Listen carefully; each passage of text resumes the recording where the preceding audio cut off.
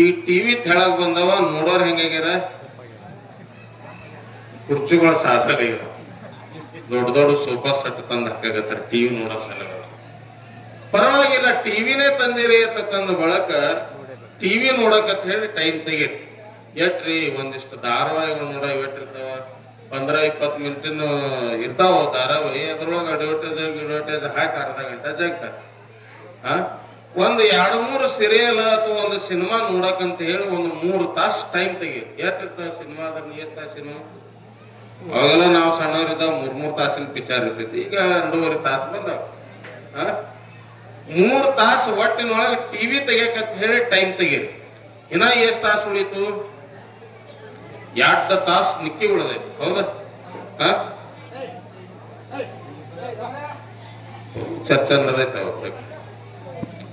ಅವರು ಯೋಚನೆ ಮಾಡಾಕತ್ತಾರ, ನಮ್ಮ ಮಹಾರಾಷ್ಟ್ರದ ಉಪಮುಖ್ಯಮಂತ್ರಿ ಅಂತ ತಿಳ್ಕೊಂಡ ಈಗ ಮತ್ತೊಬ್ರು ಯಾರ ಆತಾರ ಅಂತೇಳಿ ಯೋಚನೆ ಮಾಡಾಕತ್ತಾರ. ಅವ್ರ ಆದಾಗ ಮತ್ ನೋಡಾಕತ್ತಿರ್ ಬರಪಿ. ಇನ್ನ 2 ತಾಸು ನಿಕ್ಕಿ ಉಳ್ದೈತಲ್ಲ, ದುಡ್ಲಿಕ್ ಅಂತೇಳಿ ಟೈಮ್ ಹೋಗ್ಯಾದ, ಉಣ್ಣಾಕ ಟೈಮ್ ಹೋಗ್ಯಾದ, ಮಲಗಾಕ ಟೈಮ್ ಹೋಗ್ಯಾದ, 3 ತಾಸು ಟಿವಿ ನೋಡಕ್ ಟೈಮ್ ಹೋಗ್ಯಾದ. ಇನ್ನ 2 ತಾಸು ಉಳ್ದೈತಿ ಇದ್ರೊಳಗ. ಮತ್ತೆ ಈ 2 ತಾಸು ಏನ್ ಮಾಡಾಕತ್ತರಿ? ಈ ಅಪ್ಪಿದಾರೇ ಮಾತಾಡಕತ್ತಾರ, ಅವ್ರು ಹಿರಿಯರ ಪ್ರವಚನ ಕೇಳಾಗತ್ತಾರ, ಮುಂದಿದ್ದವ್ರು ನೀವು ಹಂಗ ಕುಂತ ಕೇಳಾಗತ್ತೀರಿ. ಮತ್ತ ಇದು ಪ್ರವಚನ ಮುಗಿದ ಬಳಕೆ ಮತ್ತೆ 2 ತಾಸು ಉಳಿಯೋದೇನ್ರಿ? ಈ 2 ತಾಸು ಏನ್ ಮಾಡಾಗತ್ತೀರಿ ಅಂತ ಹೇಳಿ ಅಂದಾಗ ನಮ್ ಕಡದ ಮಾತು ಹೇಳ್ತೀನಿ ನಿಮಗ. ನಮ್ ಕಡದ ಬಹಳ ಮಂದಿ ಏನ್ ಮಾಡ್ತಾವ ಅಂತಂದ್ರ 2 ತಾಸು ಟೈಮ್ ಏನ್ ಮುಗಿದಿರ್ತಾವ ನೋಡ್ರಿ, ಚಂದ ಮನಿದು ಕೂಳ್ ಉಣ್ತಾರ್ರಿ. ಚಂದ ಮನಿದು ಊಟ ಮಾಡಿ ಕಟ್ಟಿ ಮೇಲೆ ಕೂತು ಮನಿದು ಉಂಡು ಮಂದಿದ್ ಮಾತಾಡ್ಕೋತ ಕುಂದಿರ್ತಾರ. ಯಾಕಡೆ ನಮ್ ಕಡೆ ಗಂಡ ಹಂಗ ಇರ್ತೈತಿ. ಊರ್ ಅಂದಾಗ ಎಲ್ಲಾ ಕಡೆ ಇರವೆ. ಹೌದಾ? ಹಿಂಗ ನಾವು ಮಂದಿದ ಮಾತಾಡ್ತೇವಲ್ಲ, ಮಂದಿದ ಮಾತಾಡ್ಕೋತ ನಮ್ಮ ಸಮಯವನ್ನ ಹರಣ ಮಾಡಾಕತ್ತೇವಲ್ಲ, ಆ 2 ತಾಸಿನ ಒಳಗ ಯಾರ ಅಚ್ಚ ಮನಸ್ಸಿನಿಂದ ಒಂದು 5-10 ನಿಮಿಷ ಮಾತ್ರ ನೀವು ಪರಮಾತ್ಮನ ಧ್ಯಾನ ಮಾಡಿದ್ರಿ ಅಂತಂದ್ರೆ ಎಂತ ದೊಡ್ಡ ಲಾಭ ಆಗ್ತದ ಅನ್ನಂಥದ್ದು ನಮ್ಗೆಲ್ಲ ಗೊತ್ತಿರಬೇಕು. ಅದನ್ನ ಬಿಡ್ತೀವಿ, ಮಂದಿದ ಮಾತಾಡ್ತೇವೆ. ಇವ್ರನ್ ಜನ ಬಹಳ ಮಂದಿ ಶ್ರೀಶೈಲಕ್ಕೆ ಹೋಗಿರಿಲ್ಲ? ಹಿಂಗ ಶ್ರೀಶೈಲಕ್ಕೂ ಅಥವಾ ಯಾತ್ರಕ್ಕೂ ಎಲ್ಲರ ಹೋಗ್ಬೇಕಾದ್ರ ಅವಾಗೆಲ್ಲ ಬಹಳ ಜನ ನಡ್ಕೊಂತ ಹೋಗ್ತಿದ್ರು, ನಂದಿ ಕಲ್ಕೊಂಡು ಹೋಗ್ತಿದ್ರು. ಈಗೆಲ್ಲ ಬಹಳ ಮಂದಿ ಗಾಡಿ ವ್ಯವಸ್ಥೆ ಆಗ್ಯದ, ಎಲ್ಲ ಮಾಡೈತಿ. 4-6 ಜನ ಕೂಡ್ಕೊಂಡು ಒಂದು ಗಾಡಿ ಮಾಡ್ತೀರಿ, ಯಾವ್ದೋ ಒಂದು ಕ್ರೂಸರ್ ಗಾಡಿ ಮಾಡ್ತೀರಿ ಅಥವಾ ಮತ್ತೊಂದು ಗಾಡಿ ಮಾಡ್ತೀರಿ. ಹಿಂಗೆಲ್ಲ ವಾಹನ ತಯಾರಿ ಮಾಡ್ಕೊಂಡು ಮನೆಗಂತೂ ಗಾಡಿ ಇರಂಗಿಲ್ಲ, ಮತ್ತೆ ಯಾರಿಗರೆ ಬಾಡಿಗೆ ಹೇಳ್ಬೇಕಲ್ಲ. ಅಥವಾ ನಿಮ್ದ ಸ್ವಂತ ಗಾಡಿ ಇದ್ರು ದೇವ್ರಿಗೆ ಹೋಗ್ಬೇಕಾದ್ರೆ ಏನ್ ಮಾಡ್ತಾರ, ಅದಕ್ ಚಂದ ತೊಳಿತಾರ, ತೊಳೆದು ಮಾಡಿ ಮಟ್ಟಿ ಆವಾಗ ದೇವ್ರಿಗೆ ಹೋಗ್ಬೇಕಾದ್ರ ಮನಿ ಮುಂದೆ ನಿಲ್ಲಿಸಿ ಪೂಜೆ ಮಾಡಂಗಿಲ್ಲ. ಬಹಳ ಮಂದಿ ಎಲ್ಲಿ ಪೂಜೆ ಮಾಡ್ತಾರ ಅಂತಂದ್ರ ಆ ಊರಾಗ ಯಾವ್ದು ದೊಡ್ಡ ದೇವ್ರ ಇರ್ತಲ್ಲ ಆ ದೇವ್ರ ಗುಡಿ ಮುಂದೆ ಪೂಜೆ ಮಾಡಿಸ್ತಾರ. ಅದಕ್ ಪೂಜೆ ಮಾಡಿಸಿ ಹೂವ ಹಣ್ಣ ಎಲ್ಲವನ್ನ ಬೆಳಗಿ ಮಾಡಿ ಕುಂಬಳಕಾಯಿ ಹೊಡಿತಾರ, ತೆಂಗಿನಕಾಯಿ ಹೊಡಿತಾರ. 4 ಗಾಲಿದ್ರ ಆ 4 ಟೈರಕ್ಕ ನಿಂಬೆ ಹಣ್ಣು ಇಡ್ತಾರ, 6 ಗಾಲಿದ್ರ 6 ನಿಂಬೆಕಾಯಿ ಇಡ್ತಾರ. ಇಟ್ಟೆಲ್ಲ ಪೂಜಾ ಪುನಸ್ಕಾರ ಮಾಡಿ ತಾಸಗಂಟೆ ಪೂಜಾ ಮಾಡಿ ಆ ಗಾಡಿಗೆ ಎಲ್ಲರ ಹಣೆ ಹೆಚ್ಚು ನಮಸ್ಕಾರ ಮಾಡ್ತಾರೆ. ಏನು ನೋಡಪ್ಪ, ನಾವು ಶ್ರೀಶೈಲ ಹೊಂಟಿವಿ ಗಳೂರಿಗಿದಿಂದ, ಈ ಊರಿನಿಂದ ಹೋಗಿ ಆ ಶ್ರೀಶೈಲ ಮಲ್ಲಯ್ಯನ ದರ್ಶನ ಮಾಡಿ ತಿರುಗಿ ಬರೋ ತನಕ ನಮಗೆ ಸುರಕ್ಷಿತವಾಗಿ ಕರ್ಕೊಂಡು ಹೋಗಿ ಸುರಕ್ಷಿತವಾಗಿ ತಂದು ಬಿಡೋ ಜವಾಬ್ದಾರಿ ನಿಂದು ಅಂತ ಹೇಳಿ ಆ ಕಬ್ಬಣ ಗಾಡಿ ಬೆಡ್ಕೋತೀರಿ. ಇಷ್ಟು ಬೆಳ್ಕೊಂಡು ಬಳಕ ತಾಸಗಂಟೆ ಪೂಜಾ ಮಾಡಿರಲ್ಲ. ಅಷ್ಟು ಪೂಜೆ ಮಾಡದೊಳಕ ಅದು ಡೈರೆಕ್ಟ್ ಶ್ರೀಶೈಲಕ್ಕೆ ಹೋಗ್ತದನಿ, ಎಲ್ಲಿ ಹಾದಾಗಿ ನಿಂದಿರ್ಲಾರ್ರಿ. ಅದಕ್ಕೆ ಏಟು ಪೂಜಾ ಮಾಡಿದ್ರು ಮಾಡಿರಿ, ತಾಸಗಂಟೆ ತೊಳೆದಿರಿ, ಎಲ್ಲಾ ಮಾಡಿರಿ.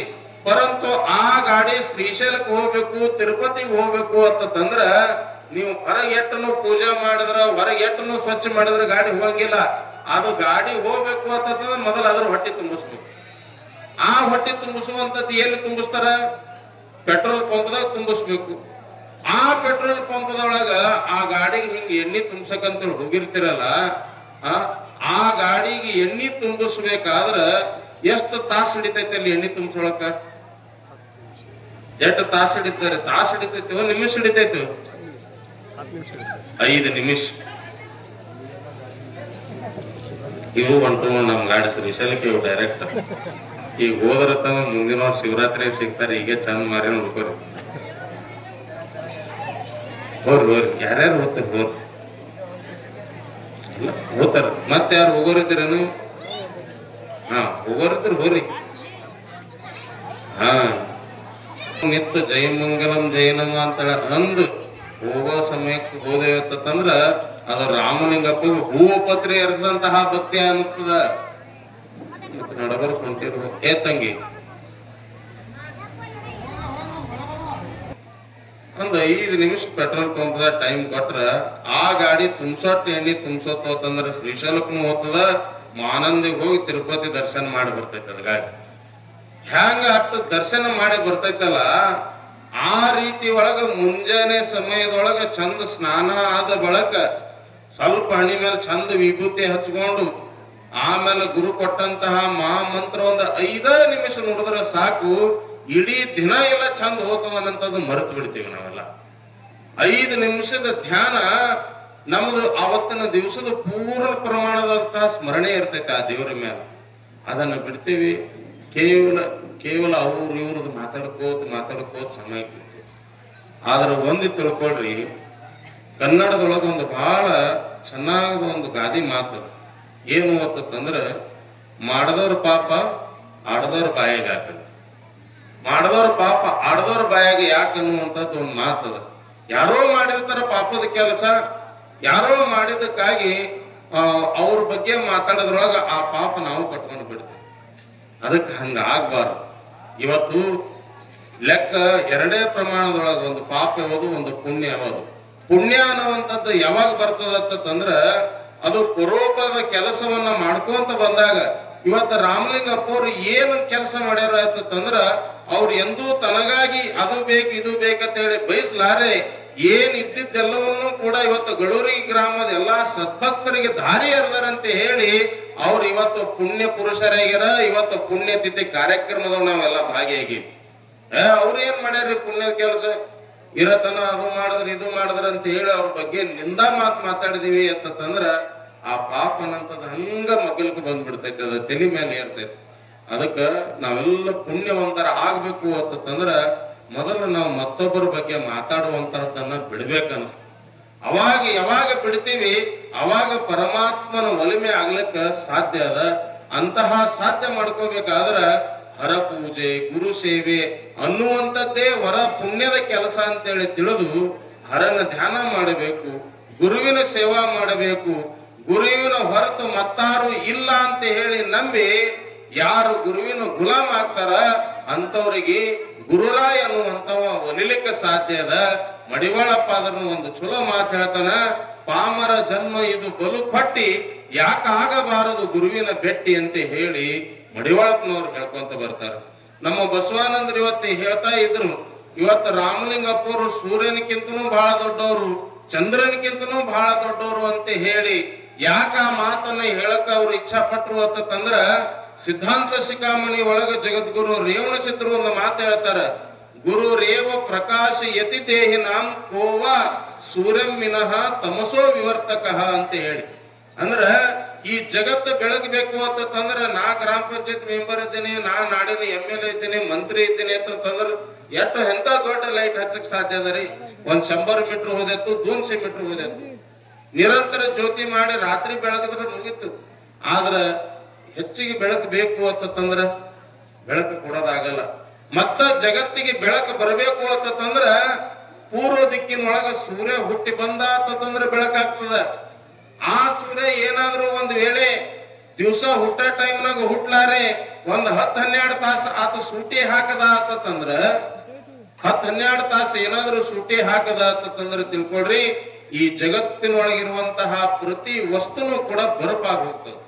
ಒಂದ್ 10-12 ತಾಸು ಬರ್ಲಿಲ್ಲ ಅಂತಂದ್ರ ನಿಮ್ಮನೆಗೆಲ್ಲ ಫ್ರಿಜ್ ಅದಾವ, ಆ ಫ್ರಿಜ್ ನೊಳಗ ಒಂದು ಸಣ್ಣ ಗೋಲ್ಡ್ ಬಾಕ್ಸ್ ಐತಲ್ಲ, ಅದ್ರೊಳಗೆ ಯಾವ್ದು ಬಿ ವ್ಯವಸ್ಥೆ ಇಡ್ರಿ ನೀವು, ಒಂದ್ 5-6 ತಾಸಾಗ ಏನಾಗ್ತದ ಬರಪಾಗಿ ಹೋಗ್ತದೆ. ಒಂದು ಸಣ್ಣ ಫ್ರಿಜ್ಗೆ ಇಟ್ಟು ಶಕ್ತಿ ಇರಬೇಕಾದ್ರ ಇನ್ನು ಜಗತ್ತು ಬೆಳಗುವಂತಹ ಸೂರ್ಯನ ಹತ್ರ ಇಂತಹ ಶಕ್ತಿ ಅದ. ಆ ಸೂರ್ಯ ಹುಟ್ಟದ ಆತಂದ್ರ ನಾವೆಲ್ಲ ಮುಂಜಾನೆ ಹಾಸಿಗೆ ಬಿಟ್ಟು ಹೊರಗೆ ಬರ್ತೀವಿ. ಆ ಸೂರ್ಯ ಹುಟ್ಟಿ ಬಂದ ಆತಂದ್ರ ಹುಡುಗರು ಶಾಲಿಗೆ ಹೋಗ್ತಾವ, ಹೊಲಕ್ ಹೋಗೋರು ಹೊಲಕ್ ಹೋಗ್ತಾರ, ಸೂರ್ಯನೇ ಬರ್ಲಿಲ್ಲ ಅಂತಂದ್ರೆ ಜಗತ್ ಕತ್ತೆ ಅದ. ಸೂರ್ಯನ ಬೆಳಕಿನಿಂದ ಈ ಭೂಮಿ ಜ್ವಾಳ ಕೊಡ್ತದ, ಸೂರ್ಯನ ಬೆಳಕಿನಿಂದನೇ ಜ್ವಾಳ ಕೊಡ್ತದ, ಸೂರ್ಯನ ಬೆಳಕಿನಿಂದನೇ ಅಕ್ಕಿ ಕೊಡ್ತದ, ಸೂರ್ಯನ ಬೆಳಕಿನಿಂದನೇ ಏನೆಲ್ಲವನ್ನ ಕೊಡ್ತದ. ಆ ಒಂದು ತಿಳ್ಕೊಳ್ರಿ, ಸೂರ್ಯನ ಬೆಳಕಿನಿಂದ ಈ ಭೂಮಿ ಜ್ವಾಳದ ಕಾಳು ಕೊಟ್ಟದ ಕರೆ, ಅದು ಎಂದು ನಮಗೆ ರೊಟ್ಟಿಗಿಟ್ಟು ಕೊಟ್ಟದೇನು ಇಲ್ಲ. ಸೂರ್ಯನ ಬೆಳಕಿನಿಂದ ಈ ಭೂಮಿ ಗೋಧಿ ಕೊಟ್ಟದ ಕರೆ, ಅದೇಂದ್ರ ಹೋಳಿಗೆ ಕೊಟ್ಟೈತೇನು ಇಲ್ಲ. ಸೂರ್ಯನ ಬೆಳಕಿನಿಂದ ಅಕ್ಕಿ ಕೊಟ್ಟದ ಕರೆ, ಅದೇಂದ್ರೆ ಅನ್ನಗಿನ್ನ ಕೊಟ್ಟೈತೇನು ಅದನ್ನು ಕೂಡ ಇಲ್ಲ. ಸೂರ್ಯನ ಬೆಳಕಿನಿಂದ ಈ ಭೂಮಿ ಕಲ್ಲು ಕೊಟ್ಟದ ಕರೆ, ಆದ್ರೆ ಸುಂದರವಾದಂತಹ ದೇವರ ವಿಗ್ರಹ ಭೂಮಿ ಕೊಟ್ಟೈತೇನು ಅದನ್ನು ಇಲ್ಲ. ಆಕಳ ಹಾಲು ಕೊಡ್ತದ, ಪರಂತು ಅದು ಎಂದ್ರೆ ತುಪ್ಪ ಗಿಪ್ಪ ಕೊಟ್ಟದೇನು ಇಲ್ಲ.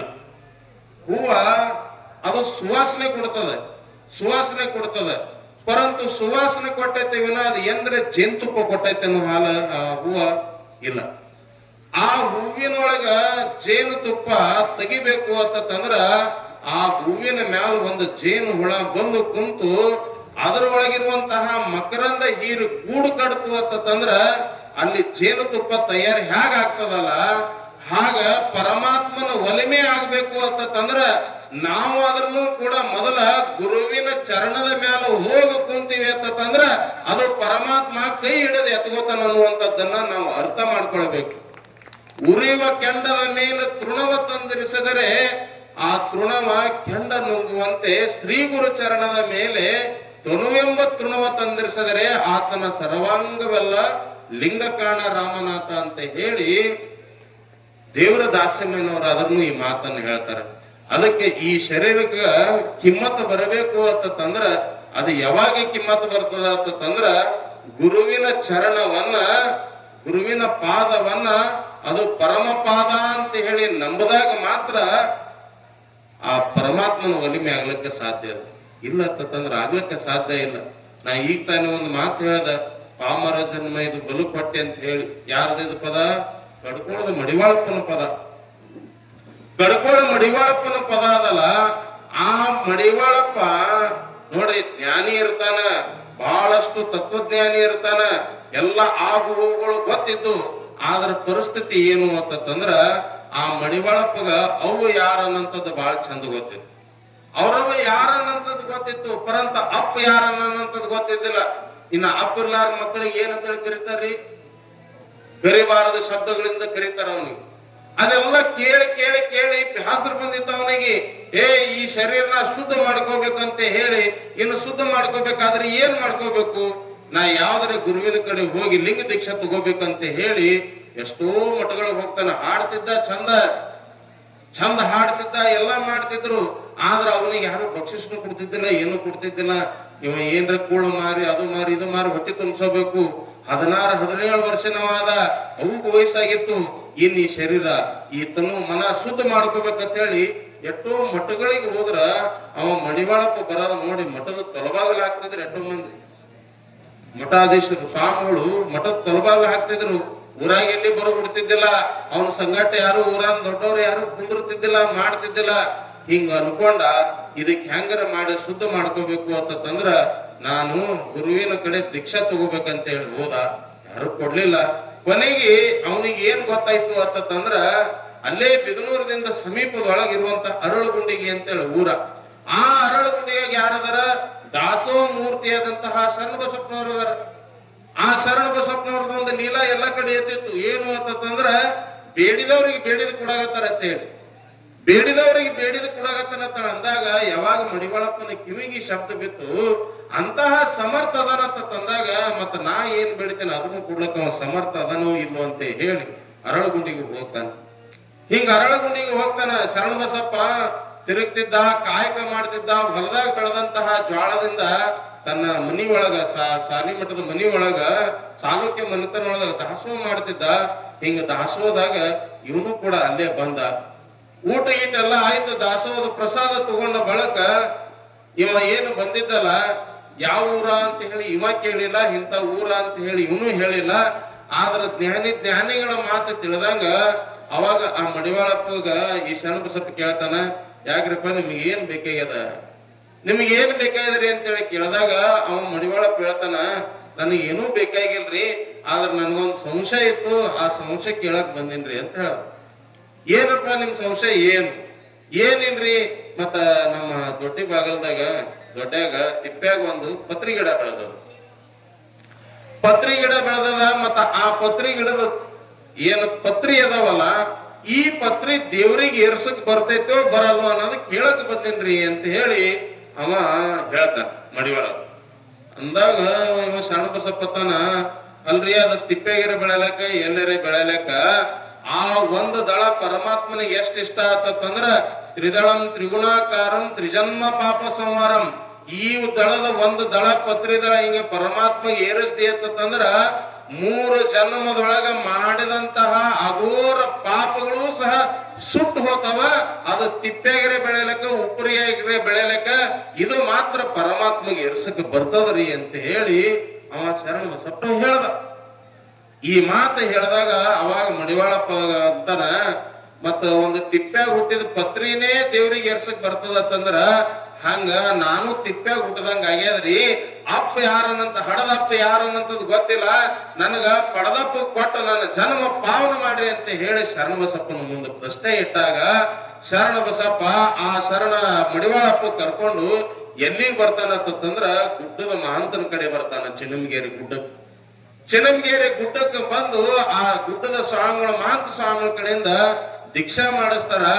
ಇಟ್ಟು ಒಂದ್ ಅರ್ಥ ಇರ್ಲಿ, ಆ ದೀಕ್ಷೆ ಹಿಂಗ ಗುಡ್ಡದ ಮಹಾಂತ ಶಿವಾಚಾರ್ಯ ಕೊಡ್ಬೇಕಾದ್ರ ಇಡೀ ಊರ ಮಂದಿ ಅವರಿಗೆ ವಿರೋಧ ಮಾಡ್ತ.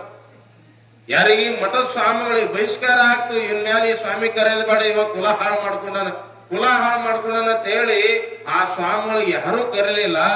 ಆದ್ರೂ ಒಂದು ಗೊತ್ತಿರ್ಲಿ, ಇವತ್ತು ಗುಡ್ಡದ ಹೆಸರ, ಗುಡ್ಡದ ಮಹಾಂತಪ್ಪನ ಹೆಸರು ಉಳಿಸಿದವ ಜಗತ್ತಿನೊಳಗೆ ಯಾರು ಉಳಿಸ್ಯಾರಂತಂದ್ರ ಅದು ಕಡ್ಕೋಳದ ಮಡಿವಾಳಪ್ಪನೇ ಹೆಸರು ಉಳಿಸ್ಯಾರ. ಇವತ್ತು ರಾಮಕೃಷ್ಣ ಪರಮಹಂಸರ ಹೆಸರು ಉಳಿದದಂದ್ರ ಯಾರಿಂದ ಉಳಿದದಂದ್ರ ಅದು ಶಿಷ್ಯನಾದಂತಹ ಸ್ವಾಮಿ ವಿವೇಕಾನಂದನೇ ಅವನ ಹೆಸರು ಉಳಿದ. ಇವತ್ತು ಗಜದಂಡ ಶಿವಾಚಾರ್ಯ ಹೆಸರು ಉಳಿದದಂದ್ರ ಅದಕ್ಕೆ ಕಾರಣ ಯಾರು ಅಂತಂದ್ರ ಹುಬ್ಬಳ್ಳಿ ಸಿದ್ಧಾರೂಢ ಎಂಬಂತಹ ಶಿಷ್ಯನಿಂದ ಗುರುವಿನ ಹೆಸರು ಉಳಿದದ. ಬಹಳ ಜನ ಗುರುವಿನಿಂದ ಶಿಷ್ಯರು ಉದ್ಧಾರ ಆಗ್ತಾರ, ಆದ್ರೆ ಶಿಷ್ಯ ಮಮ ಆ ಗುರುವಿಗೆ ಮನಸ್ಸಿರ್ತದ ಏನು ಅಂತಂದ್ರ ಮಮ ಶಿಷ್ಯ ಮಮಾಧಿಕ ಅಂತ ಹೇಳಿ. ಗುರುವಿಗೆ ಎಂತ ಮನಸ್ಸಿರ್ತದಂದ್ರ ನನ್ನ ಶಿಷ್ಯ ಇದ್ದವ ಸಣ್ಣವನಾಗಿರ್ಬಾರದು, ಇವ ನನಕ್ಕಿಂತನೂ ಕೂಡ ಎತ್ತರ ಬೆಳಿಬೇಕನ್ನಂತಹ ಆಶೆ ಗುರುವಿಗೆ ಹೇಗಿರ್ತದೋ ಹಾಗೂ ಗುರು ಅನ್ನುವಂಥವನ್ನೆಲ್ಲ ಧಾರೆ ಎರೆದಾಗ ಆ ಶಿಷ್ಯರು ಇಟ್ಟು ಎತ್ತರಕ್ಕೆ ಬೆಳೆದ್ರು. ನಿಜಗುಣ ಶಿವೆಗಳು ಹೇಳ್ತಾರ, ನಿಜಗುಣ ಶಿವೆಗಳಾದ್ರೆ ಏನ್ ಹೇಳ್ತಾರ, ಈ ಪಿಂಡ ಪಾವನ ಆಗಬೇಕಾದ್ರ ಗುರುವಿಗೆ ದಂಡವತ್ ನಮಸ್ಕಾರ ಮಾಡಬೇಕಂತ ಹೇಳಿ. ಆ ನಿಟ್ಟಿನೊಳಗ ಇವತ್ತು ಬೆಳೂರಿಗೆ ಗ್ರಾಮದ ಸದ್ಭಕ್ತರು ಇವತ್ತು ನಿಮ್ಗ ಬಹಳ ಪರೀಕ್ಷೆ ಮಾಡದಂಗ ಐತಿ. ಟೈಮ್ ಆಗಲಿ 11 ಆಗೈತಿ. 11 ಆದ ಬಳಕ ಇನ್ನೊಂದು ಮಾತಾಡಬಾರದ, 11 ಆದ ಬಳಕ ಇನ್ನೊಂದು ಮಾತಾಡಬಾರದತ್ತ. ಅಂತದ್ರೊಳಗ 11:15 ಆಗೈತಿ. ಹೊತ್ತು ಹೋಗ್ಯಾದ.